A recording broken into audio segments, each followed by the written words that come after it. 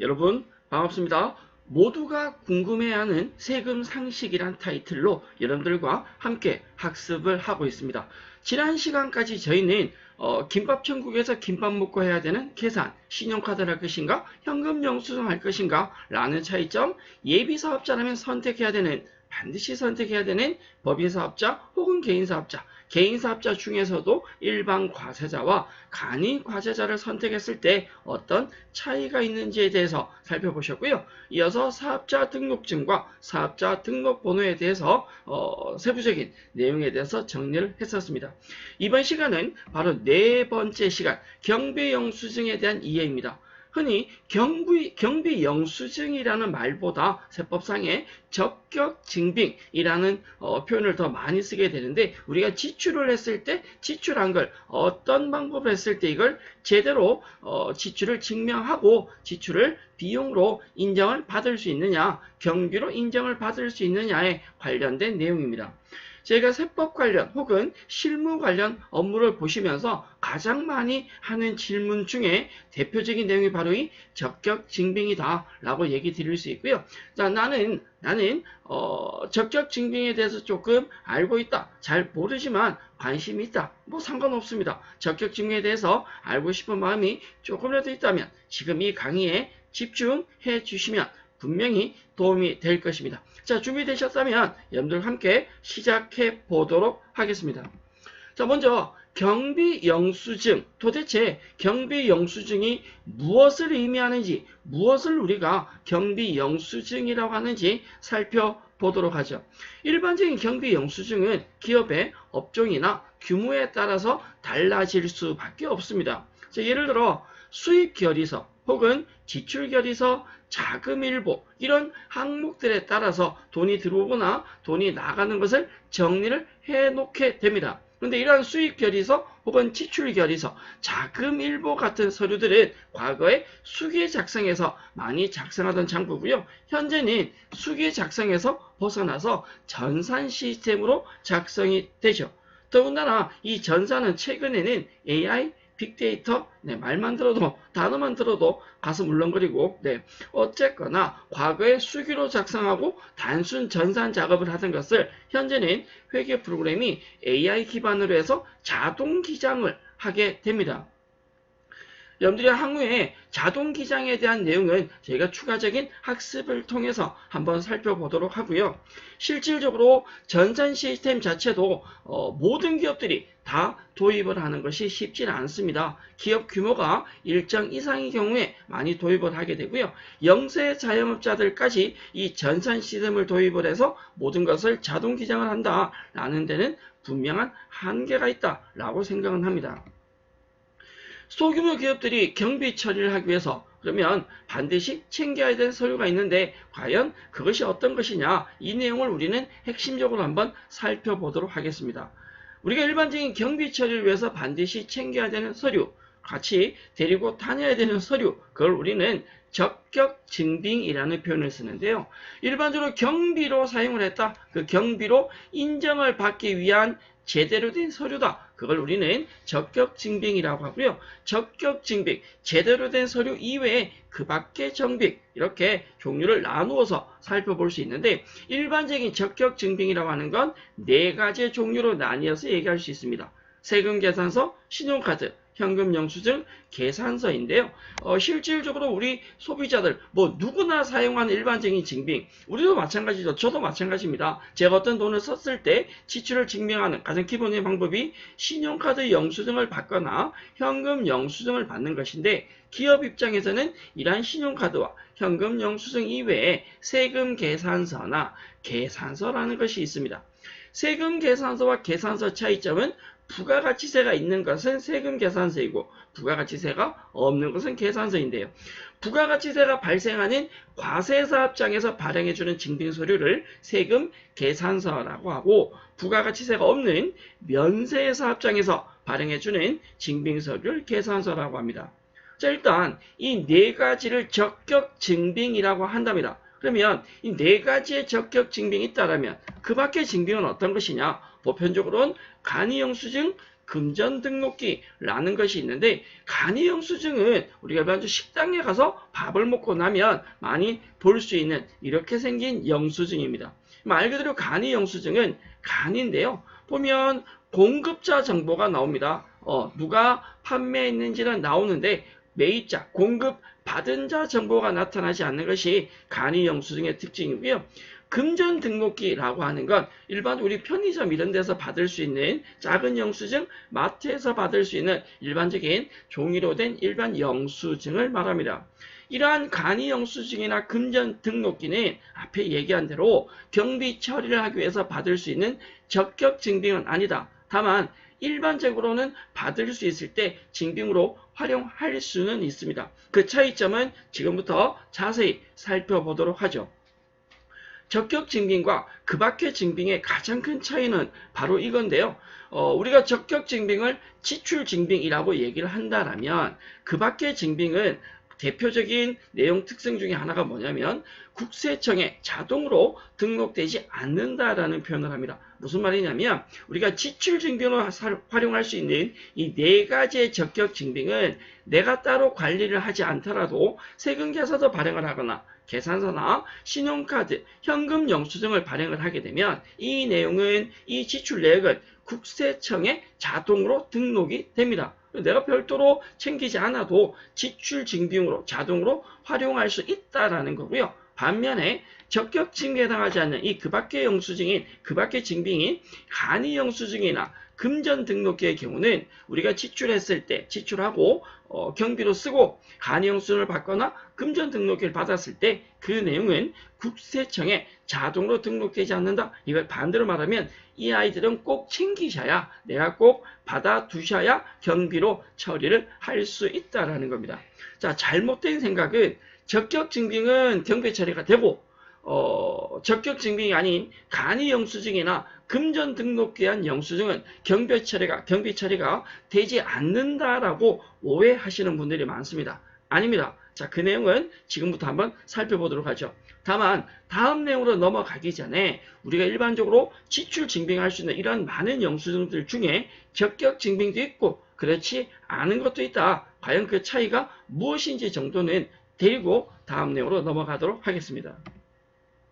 자, 지출 증빙이라 부르는 지출 증빙용으로 쓸 수 있는 적격 증빙, 발음이 안 돼요. 적격 증빙. 자, 대표적인 게 세금 계산서가 지금 보이고 있는데 이 세금 계산서가 과거에는 종이로 주고받다가 현재는 전자세금 계산서라고 해서 파일로 메일로 주고받게 됩니다. 이 전자세금 계산서에 대해서는 향후에 우리가 세금 계산서라는 이름으로 한 번 더 살펴볼 기회가 있을지는 잘 모르겠네요. 어쨌건 세금 계산서에는 대표적으로 무슨 내용이 나오느냐? 공급자 정보가 나옵니다. 자, 누가 팔았는지, 누가 공급했는지의 정보가 확인이 되고요. 상대적으로 매입한 사람, 공급받은 자 정보가 나옵니다. 자, 누구한테 팔았느냐? 누구의 수익이 되고 누구의 지출이 되느냐라는 걸 이 세금 계산서에서 확인할 수 있고요. 세 번째는 작성일이라는 것이 나옵니다. 기본적으로 우리가 작성일이 나오는 이유는 부가가치세 측면에서 언제 과세가 되냐, 과세일을 잡아내기 위한 작성일과 부가가치세가 나타나는 공급가액에 대한 세액. 자, 결론은 네 가지거든요. 우리 적격 증빙에는 누구한테 언제 얼마에 라는 네 가지의 기본 정보가 나옵니다. 자, 이걸 역으로 표현하면 이 네 가지의 정보가 나타나는 건 적격 증빙이 되고 그렇지 않는 건 적격 증빙이 아니다라는 거죠. 우리는 네 가지의 적격 증빙, 세금계산서, 계산서, 신용카드, 현금 영수증을 보셨는데 여기에는 이 네 가지 정보가 다 나타난다. 그러나 일반 간이 영수증이나 금전 등록기 영수증에는 이 정보들이 다 나타나지 않는다라고 얘기를 할 수 있습니다. 내가 적격 증빙이 있다라면 그 적격 증빙에 관련된 지출은 당연히 경비로, 비용으로 인정이 됩니다. 그렇다면 일반 영수증, 간이 영수증이나 금전 등록기 영수증이 어떻게 되는지 확인 한번 해볼 텐데, 자, 우리가 적격 증빙이라고 하는 것은요, 사업과 관련해서 재화나 용역, 혹은 재환의 용료를 공급받고 그 대가를 지급했을 때, 지출했을 때 그걸 증명하는 서류로서 네 가지다라고 얘기 드렸는데, 자, 우리가 이 세법 관련 교재나 인터넷상에서 어떤 정보를 검색했을 때 이런 내용을 쉽게 볼 수 있습니다. 거래 건당 금액이 3만원, 접대비의 경우는 만원, 이 금액을 초과해서 지출하면 반드시 적격 증빙을 받아야만 비용으로 인정받을 수 있다라는 내용이 나오는데, 앞에서 잠깐 설명드렸듯이 물론 적격 증빙이 있으면 전부 다 비용으로 인정받을 수 있습니다. 경비로 인정받을 수 있습니다. 다만 적격 증빙이 없다 하더라도 경비가 인정 안 되는 것은 아닙니다. 어떤 차이가 있는지 지금부터 살펴보겠다라고 했는데, 여기서 하나 조심할 게 뭐냐라면 바로 이 부분인데요. 과거에는 일반 경비는 3만원, 접대비는 만원을 초과하는 비용에 대해서는 반드시 적격 증빙이 있어야 된다라는 세법상의 내용이 있었으나 2021년도에 세법이 개정되면서 이 금액이 통일이 되었습니다. 일반 경비도 3만원, 접대비도 3만원. 이건 여러분들 꼭 기억을, 인터넷 검색하시면 과거 자료 보시면 금액이 다를 수 있기 때문에 명확하게 기억하셔야 된다. 자, 그렇다면 거래 건당 얼마가 초과할 때는요, 3만원이 초과할 때, 이건 굉장히 중요합니다. 하나의 거래에 대해서 금액이 3만원을 초과할 때는 반드시 무엇이 있어야 된다? 증빙을, 적격 증빙을 받아야 경비로 제대로 인정받을 수 있다. 그러면 3만원이 안 되는 금액, 예를 들어서 뭐 2만원, 만원의 지출은 적격 증빙이 없어도 경비로 인정을 받을 수 있다라는 거죠. 이 부분이 핵심입니다. 일반 영수증이 간이 영수증을 받아도 제대로 경비 인정받을 수 있다. 금액이 얼마 초과하지 않는다면, 3만원 초과하지 않는다라면 3만원까지는 간이 영수증도 되고 금전 등록기 영수증도 된다라는 걸 참고하셔서 다음 내용 넘어가 볼 텐데, 지출을 증명할 수 있는 적격 증빙이 있을 때와 없을 때 어떤 차이가 있느냐. 만약에 지출 증빙이 있다라면 당연히 기본적으로 비용 처리 가능합니다. 단 전제 조건이 있습니다. 이 지출 증빙이 있다라고 해서, 적격 증빙이 있다라고 해서 무조건 다 비용 처리가 되는 건 아니고요. 비용 처리가 될 가능성이 높다, 이 정도로 표현을 하는 게 맞을 것 같습니다. 비용 처리를 하기 위해서는 세법상 인정받을 수 있는 비용 요건을 충족해야지만 비용 처리가 가능합니다. 그 첫 번째가 무엇이냐? 적격 증빙을 받으셔야 된다. 두 번째, 적격 증빙 받은 거래가 반드시 사업과 관련이 있는 지출이어야 됩니다. 사업과 무관한 지출인데 증빙이 있다고 해서 무조건 다 비용을 인정해 주는 것은 아니다라는 거죠. 자, 사업과 관련 있는 지출을 증빙을 받으셨다면 당연히 비용 인정이 되는데요. 하나 더 중요한 건 법에서 정한 한도 범위라는 것이 있습니다. 실제 우리 세법에서는 지출을 인정을 할 때 특정 항목에, 모든 항목이 다 그런 건 아니지만 특정 항목에 대해서 이 정도 금액이 맥시멈이다, 최고치다 라는 한도 금액이 있습니다. 이 금액까지만 인정이 되고 이 금액을 초과하는 부분은 경비로 인정을 하지 않고 있습니다. 우리가 일반적인 경비로 인정받을 때는 적격 증명이 있어야 된다, 사업과 관련이 있어야 된다, 법에서 정한 한도 범위 내여야 된다라는 건 생각을 하시고요. 만약에 일반 지출을 했는데 증빙이 없다, 그럼 뭐 어떻게 되냐? 증빙이 없다고 해서 이 비용으로, 경비로 인정을 못 받는 건 아니고요. 일정 금액 3만원 이하는 상관없으나 3만원 지출 초과에 대해서 증빙이 없다라면 경비로 인정은 받을 수 있으나 그 금액에 대한 증빙 불비 가산세라는 것이 나옵니다. 가산세는 세법에서 이렇게 하세요 라고 시켰는데 그걸 하지 않았을 때 나오는 항목이죠. 증빙불비라고 하는 건 3만 이상의 지출에 대해서 3만원 초과 지출에 대해서 증빙을 챙겨라 라고 했는데 우리가 안 챙겼을 때, 못 챙겼을 때 가산세가 나오게 되는데, 적격 증빙 미수치에 따른 지출 금액의 2%가 가산세로 나옵니다. 자, 설명드렸었죠. 증빙이 없다고 해서 경비로 인정 안 되는 것이 아니라 경비로 인정됩니다. 인정받으면서 가산세만 몇 프로 내시면 된다? 2% 내시면 됩니다. 자, 실무적으로 이 2%의 가산세가 무서워서, 내기 싫어서 증빙을 가라로 만드는, 이런 표현 써도 되나요? 증빙을 가라 좀 그렇네. 증빙을 거짓말 증빙을 만드는 경우가 있습니다. 세무감사 받으면 대부분 다 뽀록 납니다. 죄송합니다. 들킵니다. 네, 징빙은 제대로 챙기는 것이 좋겠습니다. 자, 기본적으로 징빙불비 가산세를 부담하는 경우는 부가가치세 공제는 받을 수 없습니다. 부가가치세 공제가 매입세로 공제는 받을 수 없으나 경비 인정된다. 비용 처리는 가능하기 때문에 거짓말 징빙을 만드는 것은 바람직하지 않다. 부가세 공제 못 받는 만큼 비용 처리하시고 그냥 가산세 2% 부담하는 것이 훨씬 나을 수 있습니다. 자, 그렇다면 징빙이 없다고 해서 모든 지출이 또 다 가산세 대상이 되냐? 아니라는 거죠. 가산세 제외되는 가산세 대상이 아닌 경우가 있습니다. 자, 첫 번째 알고 있는 가장 기본 항목이죠. 우리 지출 증빙은 금액 3만원 초과될 때는 무조건 있어야 된다. 그러면 3만원 이하에 대해서 일반 영수증인 간이 영수증을 받아도 가산세는 발생하지 않습니다. 또 인건비나 원천징수 대상 사업소득은 증빙이 없어도 가산세가 발생하지 않고요.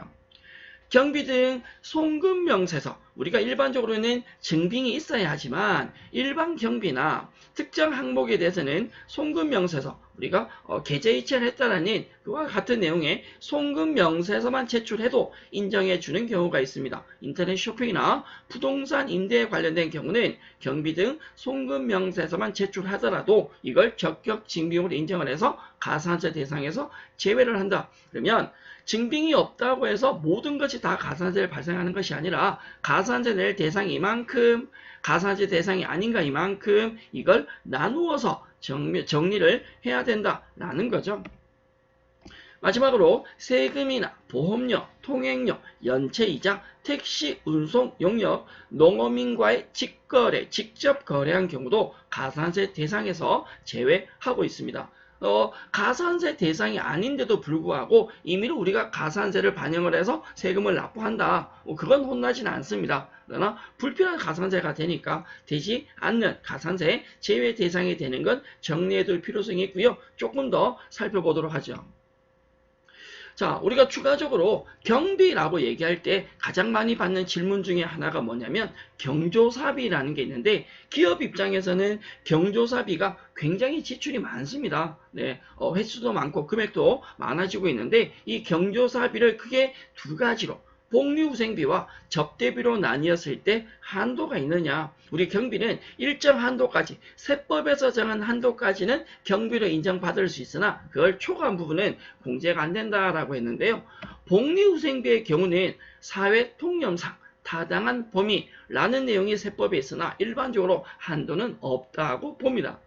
다만 동종업종에 대한 비슷한 회사에 대한 기본적 복리후생 금액의 최대치를 서로 비교하는 경우는 있으나 국세청에서 눈 두 개 뜨고 서로 비교를 해본다는 거죠. 이 회사의 복리후생비가 얼마인지 저 회사는 얼마인지 확인하고는 있으나 정해진 한도가 있지는 않습니다. 따라서 우리는 복리후생비에 대한 개념은 크게 고려할 필요가 없으나 문제는 접대비입니다. 접대비의 우리 세법상 경조사비 한도는 20만 원입니다.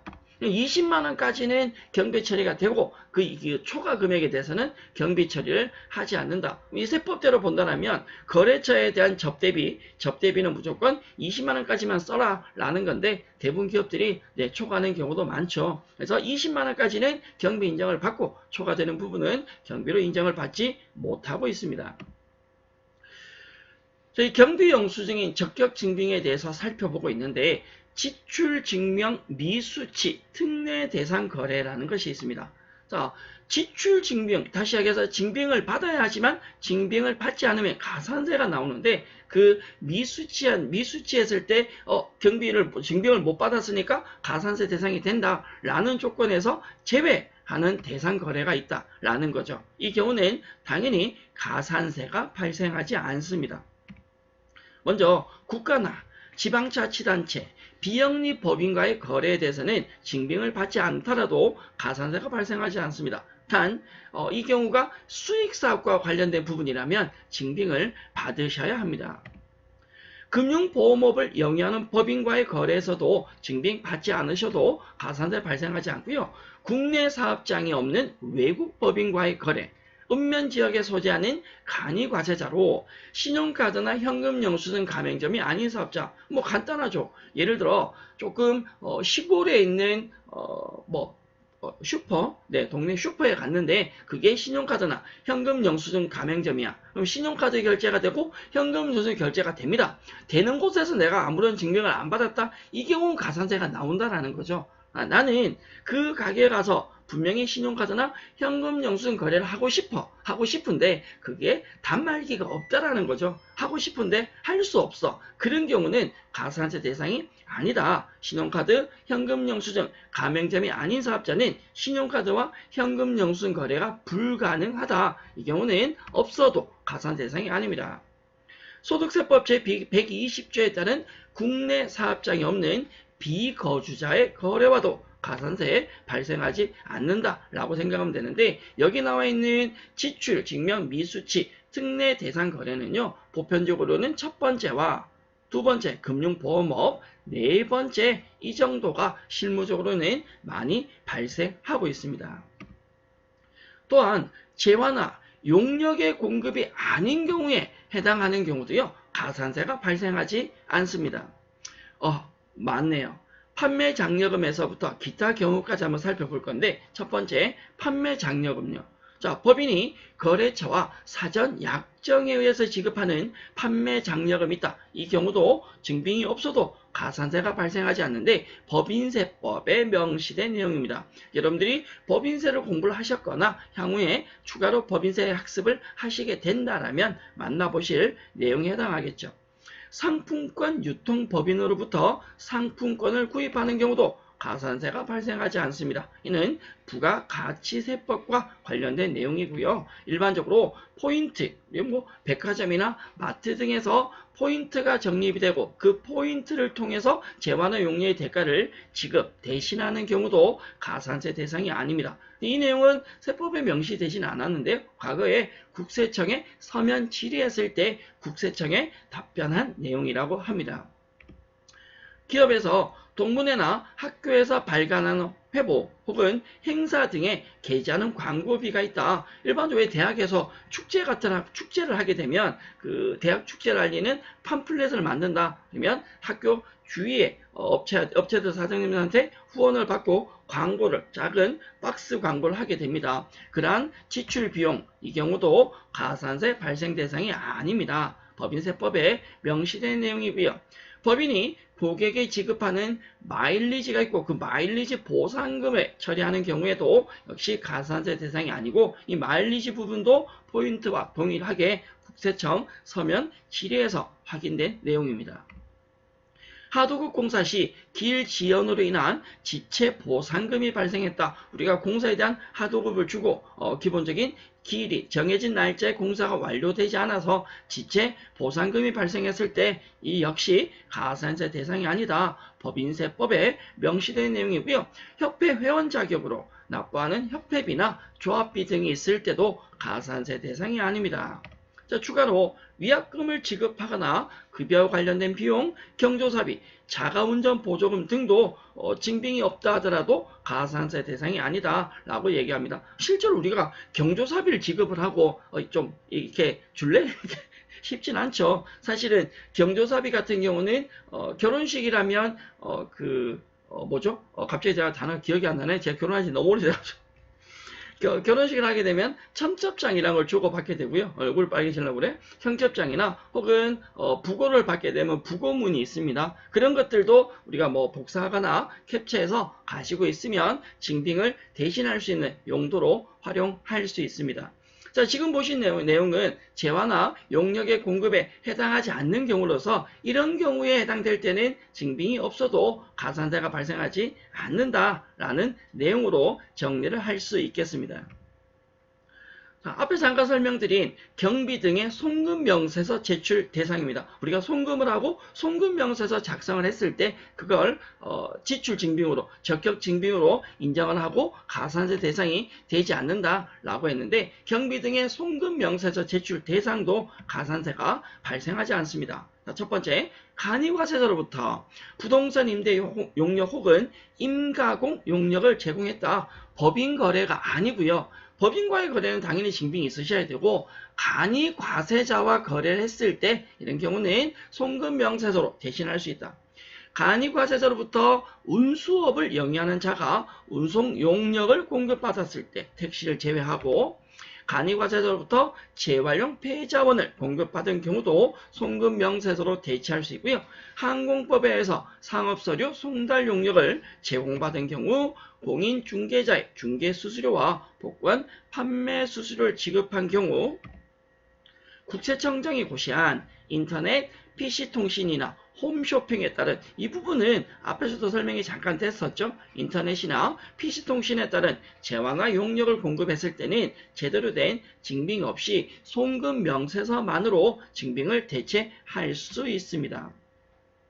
경비 등의 송금명세서 제출은요. 첫째, 송금이니까 현금을 송금해야 된다. 뭐 현금 송금하건 통장에서 계좌 이체를 하건 그게 상관은 없습니다.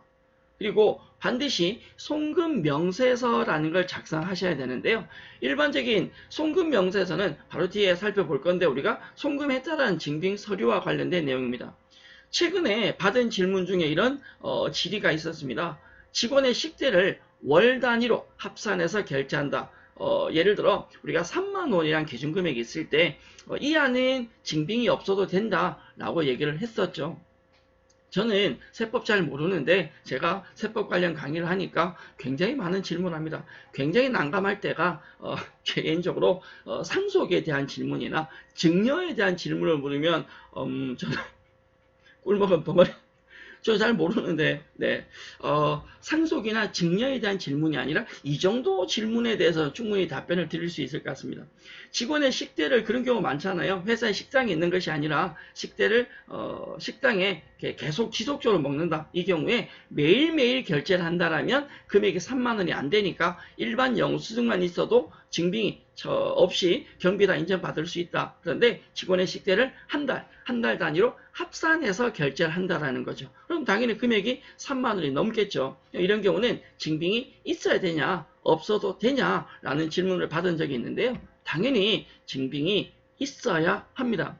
왜? 하루 금액은 3만 원이 안 된다 하더라도 한 달로 가게 되면 3만 원을 초과하기 때문에 지출 증빙 수치 대상입니다. 즉 적격 증빙이 있어야 된다. 월 단위 결제했다면 그걸 카드로 신용카드로 결제하거나 현금 지급했다면 현금 영수증을 받거나 아니면 세금 계산서를 받으셔야 합니다. 자, 그럼 그렇지 않았다. 못 받았다라면 어떻게? 경비로 인정 못 받는 것이 아니라 경비로 인정 받을 수 있는데 뭐가 안 된다고요? 못이. 네. 부가가치세가 발생했을 때 부가가치세를 공제를 못 받는다. 더불어서 2%의 정빙 미수치, 가산세가 발생한다. 라고 설명을 드렸습니다. 자, 지금 보시는 것이 바로 경비 등의 송금 명세서입니다. 경비 등의 송금 명세서 내역을 보면 사업연도 나오고요. 공급 받는 자 나오죠. 네, 그리고 공급자가 나옵니다. 그리고 거래내역에 대한 금액까지 나타납니다. 확인할 수 있는 기본적인 정보들이 누가 누구한테 언제 얼마를 송금했는지 정보가 확인이 되게 되겠죠. 이 송금 명세서를 작성하기 위해서는 거래를 했을 때 거래처에 대한 사업자 등록증을 반드시 받으셔야 됩니다. 사업자 등록증을 받아야지만 우리는 지출하는 거고 반대편의 거래처가 공급을 한 거니까 그 사업장에 대한 기본적인 정보를 작성하셔야 되기 때문에 사업자 등록증을 받아 두셔야 경비 등의 송금 명세서를 작성하실 수 있습니다. 우리가 일반적인 사회생활 중에 누군가를 만났다, 지인을 만났다라면 연락처를 주고받는 것처럼 신규 거래처가 발생했다면 기본적으로 사업자 등록증은 주고받게 됩니다. 자, 경비 등의 송금 명세서까지 살펴보셨고요. 우리 적격 증빙, 지출 증빙에서 많이 하는 질문, 알송, 달송, 송송 시간입니다. 매입 거래 증빙은 매입 부가세를 돌려받기 위한 것이다. 자, 매입할 때 증빙을 챙기는 이유는 매입 거래에 대한 부가가치세를 돌려받기 위한 것입니까? 라는 질문을 많이 받는데 그것은 아니다라고 할 수 있습니다. 자, 증빙이 없다라고 한다면 부가가치세를 못 돌려받는 것도 맞다. 하지만 부가세만 못 돌려받는 것이 아니라 비용 처리까지 되지 않는다. 경비 처리까지 되지 않는다라는 거죠. 따라서 기본적인 징빙이라고 하는 건 부가세와만 연결되는 것이 아니라 지출 처리, 지출을 징병할 수 있는 비용 처리까지도 연결된다라고 얘기를 할 수 있고요. 모든 거래에 대해서 적격 징빙을 반드시 챙겨야 하냐? 이 정도 질문 이제 여러분들도 이번 강의를 함께한 여러분들도 충분히 답을 할 수 있지 않나 라고 생각하는데 이게 O냐 X냐 알쏭달쏭도 아닌 것 같은데 당연히 X죠. 왜? 일반적인 거래의 경우에 금액 3만원 기준도 얘기 드렸지만 특수한 거래에서는 징빙이 없어도 비용으로 인정받을 수 있습니다. 대표적인 게 무엇이냐면 대출을 거래를 했다. 대출을 거래하고 난 뒤에 원금과 이자를 상환했다라고 한다면 은행에도 발행합니다. 은행에도 요청할 수 있는데 원리금 상환 명세서라는 서류가 있습니다. 내가 은행에 대출을 받고 원금과 이자를 갚았다면 원리금 상환 명세서만 있더라도 적격 증빙처럼 지출을 증빙하고 비용으로 인정받을 수 있습니다. 또한 업무용 차량에 대해서 금융 리스트가 발생했다라고 한다면 리스트를 통해서 차를 구입했다라고 한다면 대출처럼 리스트 금액에 대한 상환 명세서로 지출을 증빙할 수 있고요. 경조사비가 발생했을 때 얘기 드렸죠. 조금 전에 청첩장이나 부임문, 돌잔치 같은 것에 대한 안내장, 청첩장은 뭐 기본적으로 받을 것이고 요즘은 청첩장도 과거에는 종이로 많이 줬지만 요즘은 모바일로 많이 받잖아요. 모바일 청첩장이나 부임문, 돌잔치 안내문 같은 뭐 문자 온 거 아니 모바일로 이렇게 날라온 그 카드 형태도 화면을 캡처를 해서 보관하신다면 적격 증빙으로 인정을 받을 수 있습니다.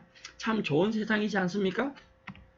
종업원이 출장을 갔다. 내 개인 카드를 썼어요. 이 경우는 실무에서도 굉장히 이슈가 많이 되는 부분입니다. 자, 회사 카드를 전문용어로 버카죠. 버카를 가지고 가서 지출하게 되면 당연히 인정이 될 수 있는데 회사 버카는 계속 한정되어 있고 직원이 많은 인원 출장 간다면 다 들고 갈 수는 없으니까 개인 카드로 지출할 수도 있다. 자, 이 경우는 출장 가서 쓴 거니까 그 비용을 회사가 지급을 하는 게 당연한 거죠. 회사 내부에서 사내 지출 결의서 종업원이 출장 가서 이런 목적으로 어떤 지역에 출장 가서 이런 지출을 내 카드로 했다라고 지출 결의서를 작성을 하고 그 영수증을 첨부를 하게 되면 경비로 인정받을 수 있습니다. 이 경우에 제일 조심할 게 뭐냐면 종업원이 출장 가서 이 금액을 경비로 인정을 받았어요. 회사 비용을 인정받았다는 거지. 근데 그걸 간혹 연말정산할 때 종업원이 신용카드 공제로 또 받는 경우가 있습니다. 이중공제죠. 안 됩니다. 네, 한쪽만. 일반적으로 우리가 내가 개인적으로 지출한 걸 회사 경비로 인정받았다면 그 금액은 연말정산할 때 카드 사용액에서 빼셔야 된다라고 얘기를 드릴 수 있습니다. 해외 출장을 갔는데 신용카드 지출을 했습니다. 자, 이 경우는 카드사에서 별도 자료를 수령하셔야 되고요. 또 해외에서 사용한 영수증까지도 보관하셔야 합니다. 해외에서 쓴 영수증을 가지고 그 정보가 우리나라에 자동으로 들어오지는 않는다라는 거죠. 그래서 기본적인 카드사에 기본적인 해외에서 사용한 지출 내역을 받으셔야 되고 해외에서 쓴 영수증도 보관해 두는 것이 좋겠습니다. 건당 3만원 이하의 경비, 그러니까 뭐 기준금액 경비 3만원 초과되는 금액에서는 반드시 증빙이 있어야 된다라고 했으니까 3만원이 되지 않는 금액에 대해서는 일반 영수증도 다 인정받을 수 있다라고 설명을 드렸습니다. 한 번 더 설명을 드리지만 적격 증빙이 반드시 있어야 된다. 있어야지만 경비로 인정받을 수 있는 건 맞는데 3만원 초과 거래를 비롯한 적격 증빙 대상 거래에서 증빙이 없다고 해서 비용을 인정 못 받는 것은 아니다. 가장 잘못 알고 있는 실무자들이 제일 실수 많이 하는 내용인데 3만원 초과 금액에 대해서 증빙이 없다. 어떡하지? 경비 인정 못 받는데 그럼 비용 인정 받으려니까 증빙을 거짓말로 만든다. 그거 안 된다 그랬습니다. 그렇게 하지 말고 없어도 인정 받을 수 있다. 어떻게 부가세는 공제 못 받겠지만 비용 인정 받으면서 가산세 2%만 내시면 됩니다. 가산세 무서워하지 말고 증빙을 제대로 받는 것이 훨씬 더 좋다. 경비 인정 받으면서 사실은 사전에 증빙만 제대로 챙긴다면 가산세를 낼 일은 없겠죠. 적격 증빙 비율이라는 용어가 있습니다. 이 적격증빙 비율이라는 건 회사 전체 비용이 있을 때 그 전체 비용 중에서 적격증빙 지출액이 어느 정도 되느냐라는 건데요. 증빙이 없어도 인정받을 수 있는 경비들의 항목이 많을 때 이게 일정 비율을 초과한다라고 한다면 국세청이 조금 이상하게 볼 수 있다라는 거죠. 전체 비용 중에 모든 거래가 전부 다 3만 이하의 경비다 라고 할 때는 조금 이상하지 않나 라고 판단할 수 있다라는 건데, 기본적인 적격 증빙이 어느 정도 썼느냐라는 걸 적격 증빙 비율이라고 해서 국세청에서 기업을 모니터링할 때 하는 대표적인 항목 중에 하나라고 합니다. 적격 증빙 비율. 네, 증빙은 관리를 잘 하시고요. 앞에도 설명드렸지만 모든 지출에 대해서 우리가 꼼꼼하게 증빙을 잘 챙긴다면 이런 문제는 고민할 일이 없을 것 같습니다. 이번 시간 저희는 적격증빙, 지출증빙에 대해서 살펴보셨고요. 사실은 적격증빙이나 지출증빙이라는 내용을 단시간 안에 모든 것을 다 하는 데는 분명히 한계가 있습니다. 다만 기본적인 내용에 대해서는 조금 정리가 되지 않았을까 싶고요. 오늘 설명드린 내용 이외에 추가적으로 증빙과 관련된 질문, 궁금한 거, 필요한 사항이 있으시다면 말씀 주신다면 향후 강의, 향후 학습 자료를 만들어서 다시 여러분들과 함께 고민 한번 해보도록 하겠습니다. 부족한 강의 열심히 들어주셔서 감사드리고요. 다음 시간엔 소득세를 내가 직접 할 것인지 아니면 대리신고를 할 것인지에 대해서 여러분들과 함께 학습해 보도록 하겠습니다. 여러분 수고하셨습니다.